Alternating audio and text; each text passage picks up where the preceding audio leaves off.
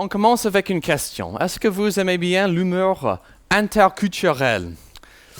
Ce dernier Noël, avec mon épouse, on a regardé un film très drôle qui concerne deux personnages principaux, un Indien et une Norvégienne. Et l'idée du film était que ce couple est tombé amoureux et en fait, cet homme d'Inde a passé Noël en Norvège avec la famille de cette femme norvégienne. Et comme vous pouvez l'imaginer, il y avait beaucoup de bêtises culturelles. L'Indien ne connaissait absolument pas les codes, les règles de la culture, etc. Et en fait, c'était très drôle de regarder, si je peux le dire, de regarder ces bêtises, même si c'était des bêtises inconscientes. Et comme vous pouvez imaginer, à la fin du film, tout s'est bien passé entre eux et avec la famille. Ils ont terminé le film en dansant dans la neige, en portant des habits d'Inde, en mangeant des currys, etc. Il y a aussi une certaine blague, même interculturelle, qui concerne l'humeur des cultures, qui commence avec trois personnes qui entrent dans un bar. Par exemple, un Français, un Suisse et un Belge entrent dans un bar. Et il y a quelque chose de drôle qui se passe entre eux, tout à fait parce qu'ils sont issus de cultures différentes. On peut rigoler en raison des différences culturelles et parfois des malaises entre nous, mais il y a aussi certaines choses qui ne sont pas du rigolo. Notre tendance pécheresse de critiquer, de juger, nous éloigner des personnes qui sont différentes que nous. Ce que nous allons lire dans notre texte ce matin, dans cette histoire des Actes des Apôtres, un livre qui concerne l'avance de l'Église, c'est une conversation entre un missionnaire d'une culture envoyé pour partager l'Évangile à quelqu'un d'une autre culture. Le thème de ce texte est que l'Évangile crée l'unité entre les croyants. L'Évangile nous permet de dépasser les différences superficielles pour nous concentrer sur ce que nous avons en commun, c'est-à-dire Jésus-Christ et le salut accompli par lui pour nous. Ce texte est destiné à nous encourager à partager l'Évangile avec ceux qui sont loin de nous et ceux qui sont différents de nous, avec pour objectif de créer une unité riche entre nous, centrée sur Jésus dans notre vie. Je vous invite maintenant à lire notre texte de ce matin, Actes, chapitre 8, à partir de verset 26 jusqu'à la fin du chapitre. Actes, chapitre 8, à partir de verset 26. La parole de Dieu. Un ange du Seigneur adressa la parole à Philippe. « Lève-toi et va du côté du Midi, sur le chemin qui descend de Jérusalem à Gaza, celui qui est désert. » Il se leva et partit. Et voici, un Éthiopien, un eunuque, haut fonctionnaire de Candace rendait Éthiopie, et le surintendant de tous ses trésors, était venu à Jérusalem pour adorer. Et ils sont retournés, assis sur son char, en lisant le prophète Isaïe. L'Esprit dit à Philippe, « Avance et rejoindre ce char. » Philippe accourut et entendit l'Éthiopien qui lisait le prophète Isaïe. Il lui dit, « Comprends-tu ce que tu lis ?» Il répondit, « Comment le pourrais-je si quelqu'un ne me guide ?» Et il invita Philippe à monter s'asseoir avec lui. Le passage de l'Écriture qu'il lisait était celui-ci. Il était mené comme une brebis à l'abattoir, et comme un agneau muet devant celui qui le tend. Il n'ouvre pas la bouche. Dans son humiliation, son droit a été supprimé. Et sa génération, qui la racontera? Car sa vie est supprimée de la terre. L'eunuque prit la parole et dit à Philippe, « Je te prie, de qui le prophète dit-il cela? De lui-même ou de quelqu'un d'autre ?» Alors Philippe ouvrit la bouche et, commençant par ce texte, lui annonça la bonne nouvelle de Jésus. Comme ils continuaient leur chemin, ils arrivèrent à un point d'eau, et l'eunuque dit, « Voici de l'eau, qu'est-ce qui m'empêche d'être baptisé ?»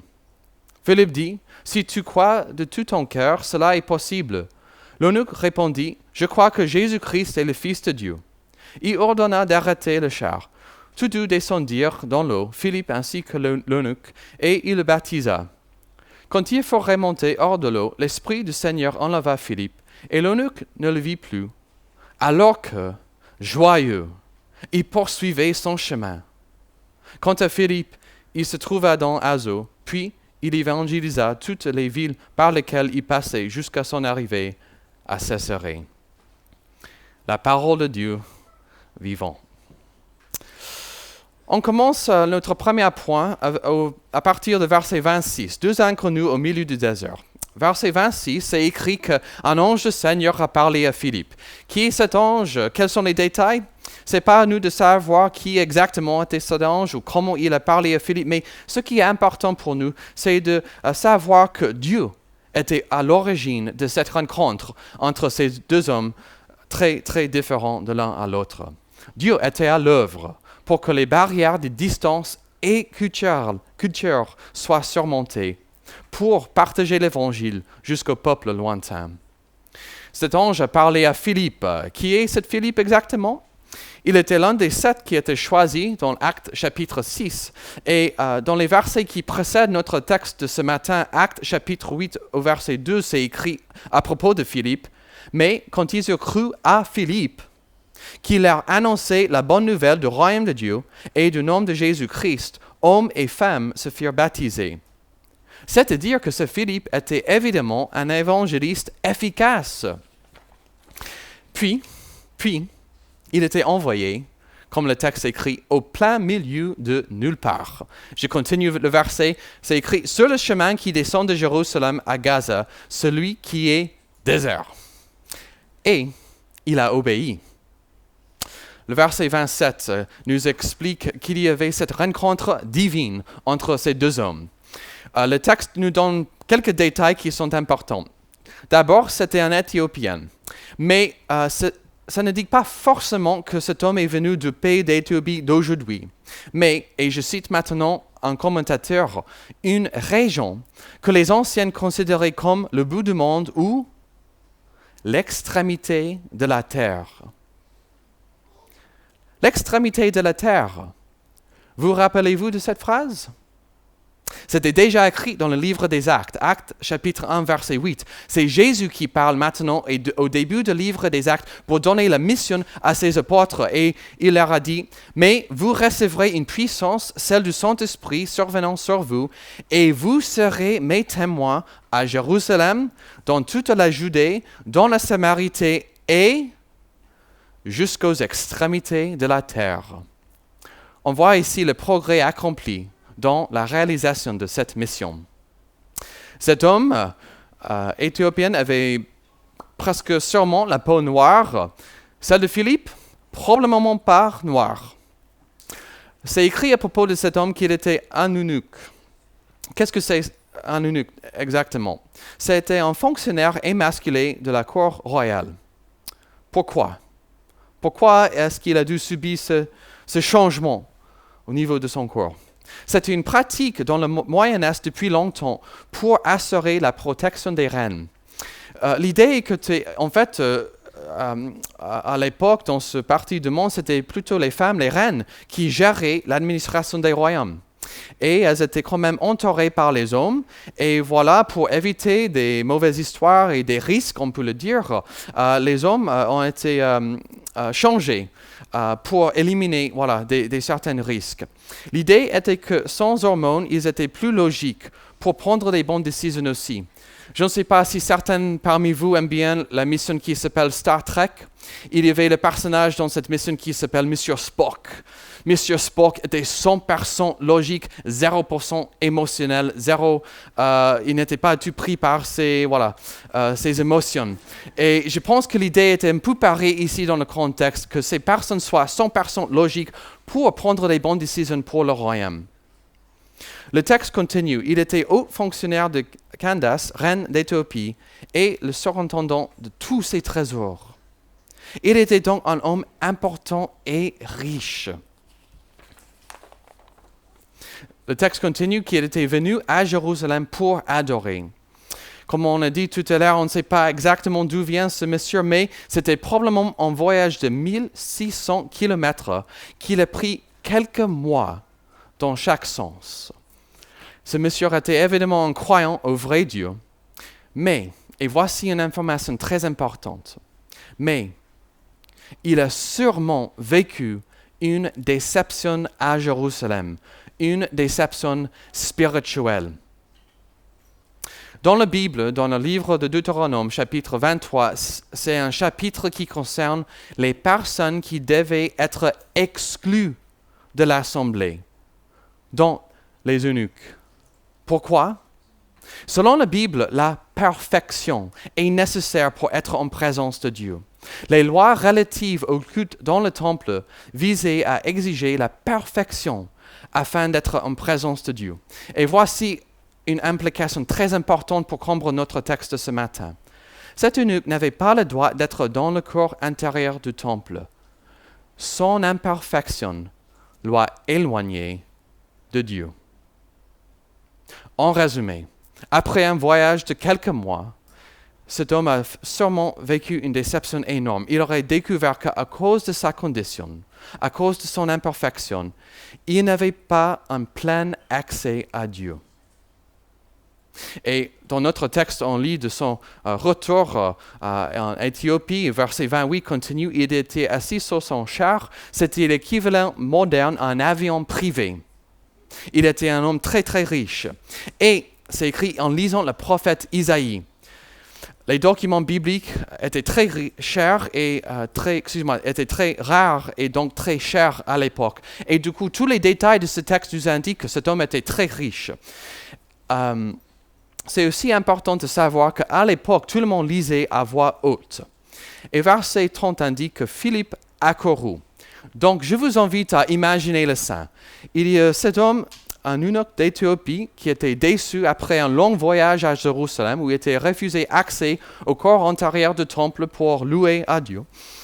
Et au plein milieu de nulle part, au plein milieu du désert, tout d'un coup, il y avait ce Philippe qui est venu de nulle part, en courant vers lui, il a entendu ce monsieur en lisant la prophétie d'Ésaïe. Et je vous invite à imaginer la scène maintenant. Cet homme est couru. « Excusez-moi, monsieur, est-ce que j'entends que vous lisez le prophète Isaïe? Est-ce que vous comprenez? Je suis là pour vous expliquer le texte si jamais. » Mais c'est comme ça que le texte nous imagine à considérer cette scène. En résumé, et voilà, c'est important maintenant de considérer ce détail. En résumé, Dieu a guidé Philippe pour qu'il ait une conversation avec quelqu'un de complètement différent de lui, pour lui expliquer l'Évangile. Il y a déjà une application pour nous. L'Église est internationale et diverse. C'est à nous de parler aux personnes venant de partout, des contextes divers, pour leur partager l'Évangile. Dieu a envoyé quelqu'un d'une culture pour expliquer à quelqu'un d'une autre culture comment avoir accès à Dieu par Jésus. Et cela nous amène à notre deuxième section de ce matin, le contenu de leur conversation, versets 30 à 35. Je ne sais pas si vous participez au groupe de maison de cette église, mais dans notre groupe de maison de Saxe, nous avons tendance à commencer avec une question brise-glace pour faire le lien entre notre vie quotidienne et le texte biblique.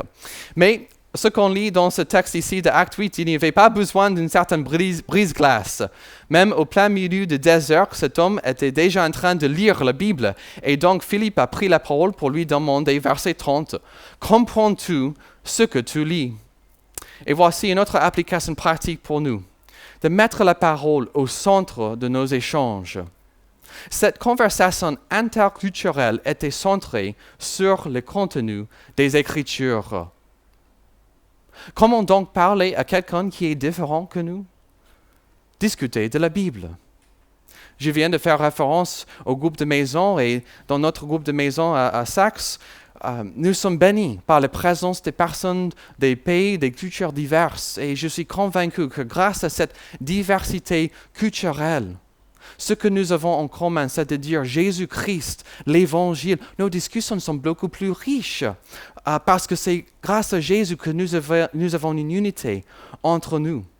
Je pense aussi à quel point ce texte nous rappelle de l'importance des missionnaires, des personnes que Dieu envoie d'une culture pour partager l'Évangile aux autres pays, aux autres cultures, aux personnes qui sont différentes que nous.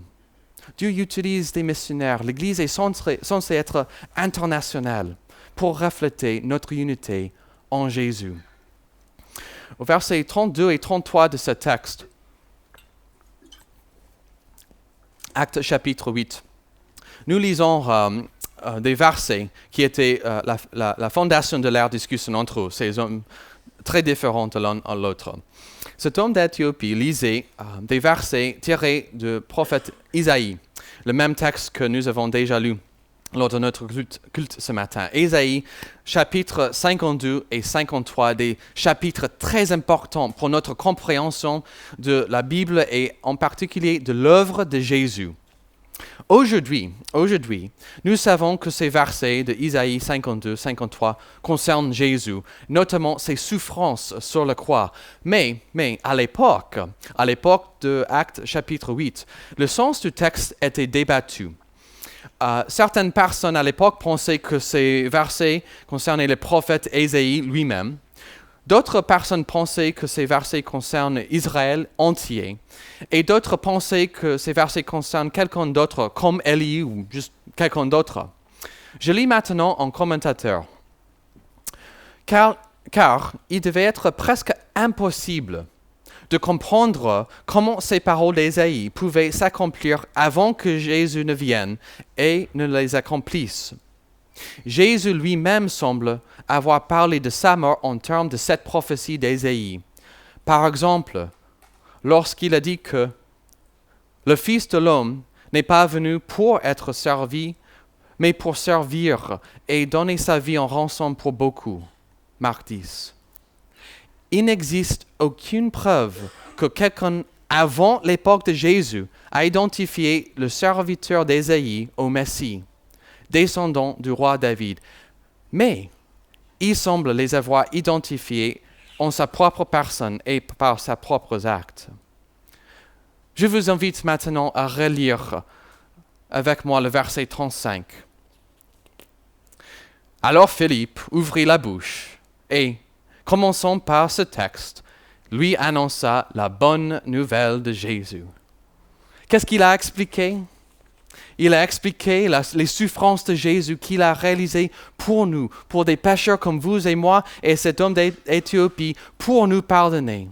Ce texte d'Ésaïe parle de Jésus comme étant la brebis, l'agneau sacrifié pour nos péchés.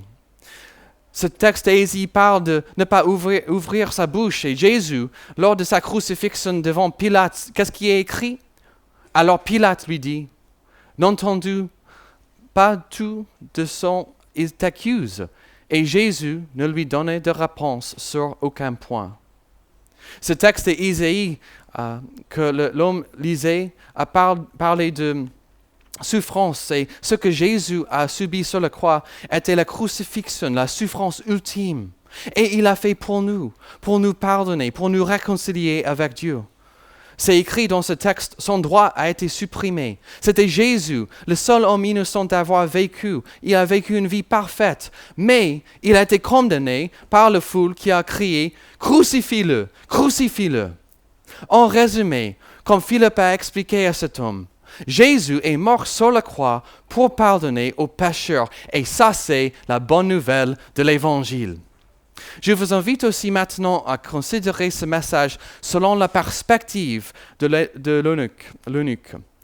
À l'époque dans le monde ancien, son identité, c'est-à-dire l'identité de tout le monde, était liée à sa famille.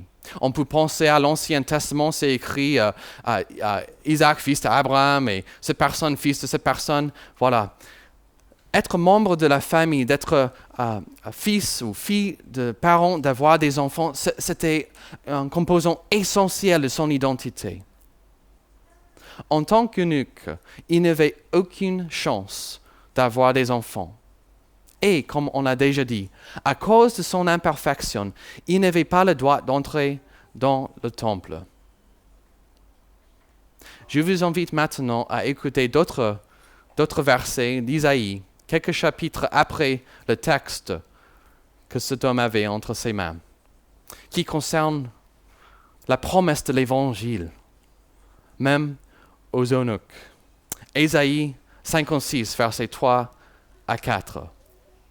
Que l'étranger qui s'attache à l'Éternel ne dise pas « L'Éternel me séparera sûrement de son peuple », et que l'eunuque ne dise pas « Je ne suis qu'un arbre sec », car ainsi parle l'Éternel aux eunuques qui garderont mes sabbats, qui choisiront ce qui m'est agréable et qui demeureront fermes dans mon alliance.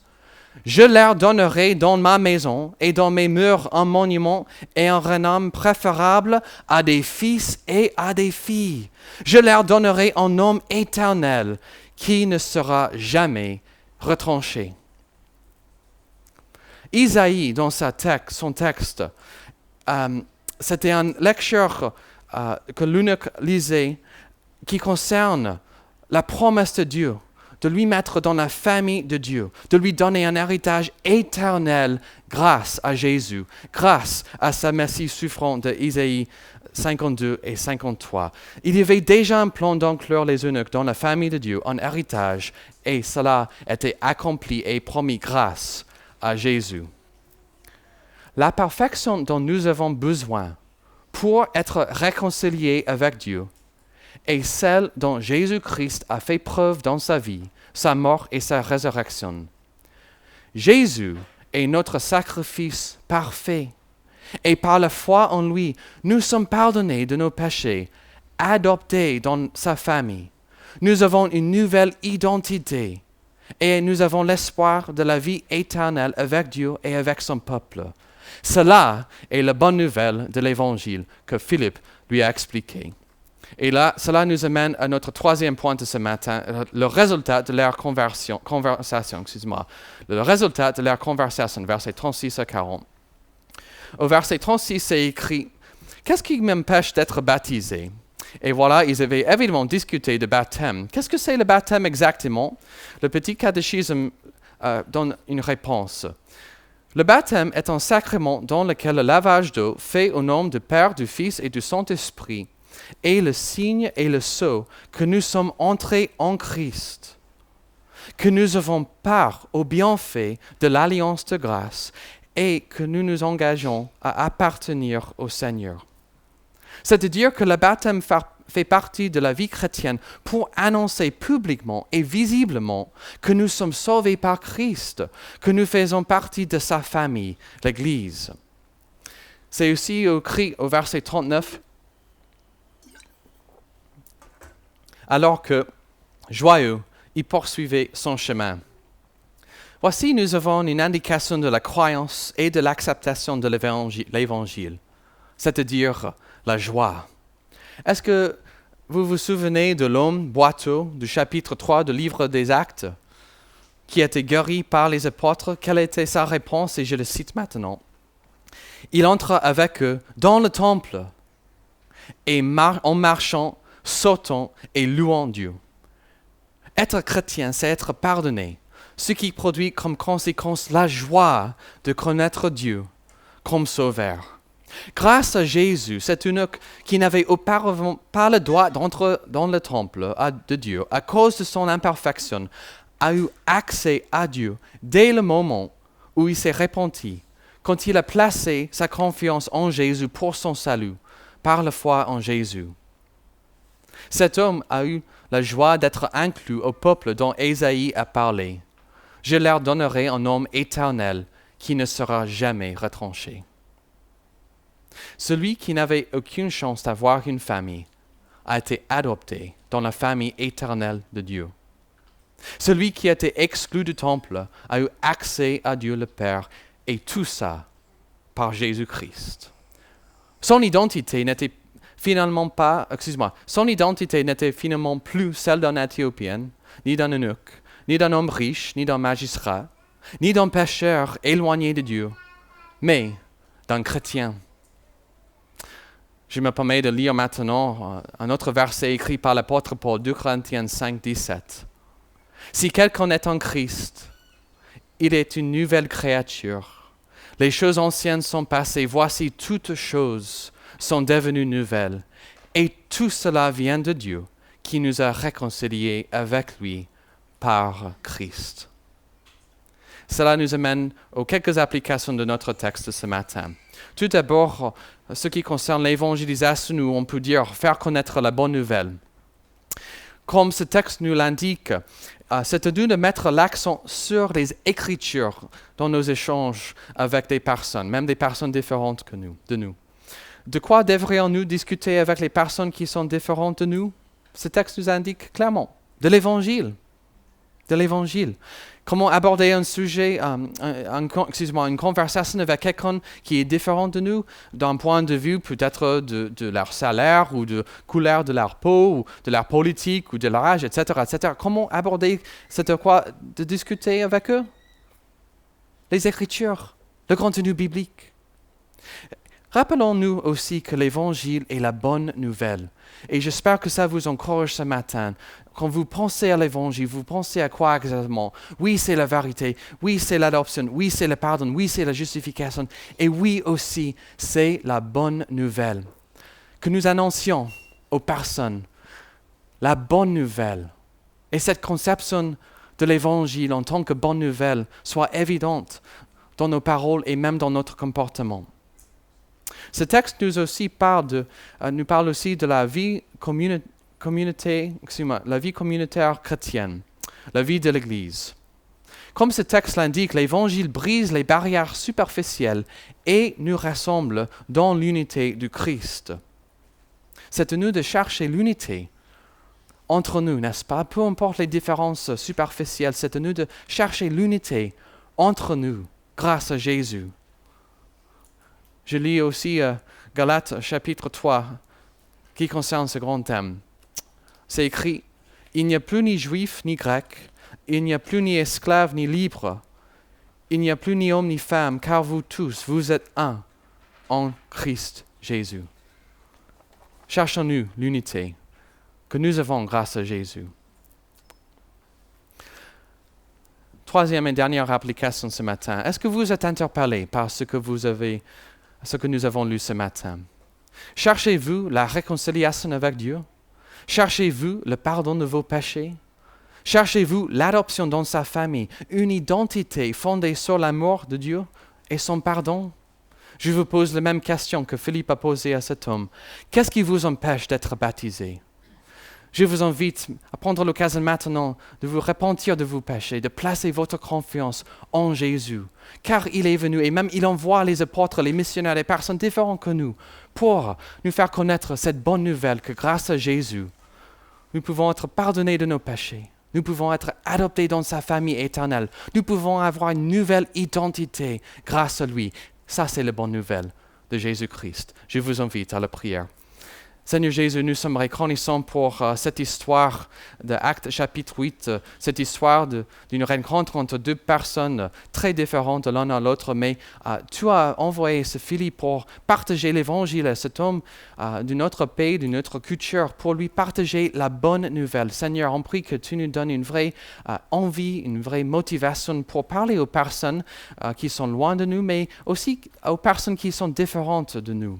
Que tu nous donnes une envie et une motivation, même une joie de le faire. Et nous prions aussi que tu nous aides à discuter de l'Évangile avec des personnes pour que ta parole marche, pour que ta parole soit efficace, pour ouvrir des cœurs, des yeux des personnes. Seigneur, on prie que tu utilises notre Église pour le faire. Et s'il y a des personnes qui sont là ce matin, qui cherchent une nouvelle identité, qui cherchent le pardon, on prie qu'elles placent leur confiance en toi ce matin, car tu es venu afin de chercher et sauver. Et on le prie au nom de Jésus. Amen.